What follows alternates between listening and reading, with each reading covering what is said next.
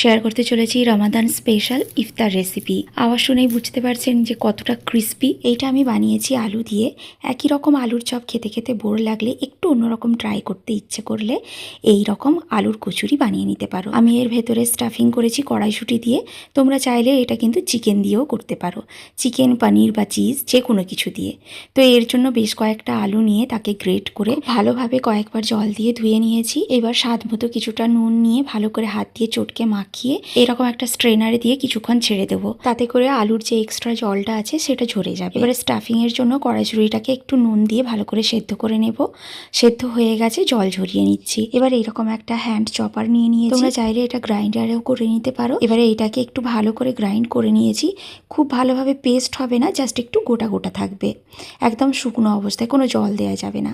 এবার এটাকে ফ্রাই করার জন্য একটা প্যান গরম করে তাতে কিছুটা সাদা তেল নিয়েছি আর দিয়ে দিয়েছি গোটা জিরে, বেশ কিছুটা হিং, লঙ্কা গুঁড়ো, হলুদ গুঁড়ো, ধনে গুঁড়ো, একটু আদা গ্রেট করে দিয়ে দিয়েছি। এবারে আদার গন্ধটা বেরিয়ে যাওয়া অবধি কিছুক্ষণ ফ্রাই করে নিয়েছি। তারপর গ্রাইন্ড করা কড়াইশুঁড়িটা দিয়ে একটু নেড়ে চেড়ে ভাজা ভাজা হয়ে শুকনো হলেই নামিয়ে নেব।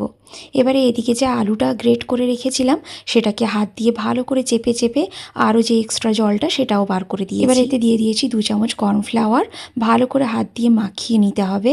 এবারে এইরকমভাবে একটা করে লেয়ার দিয়ে ভেতরে কড়াইশুঁটির পুরটা দিয়ে আবার উপর থেকে আলুর এই ঝুড়িগুলো সাজিয়ে হাত দিয়ে একটু চেপে দিলেই একটা প্যাটির মতো শেপ নিয়ে নেবে।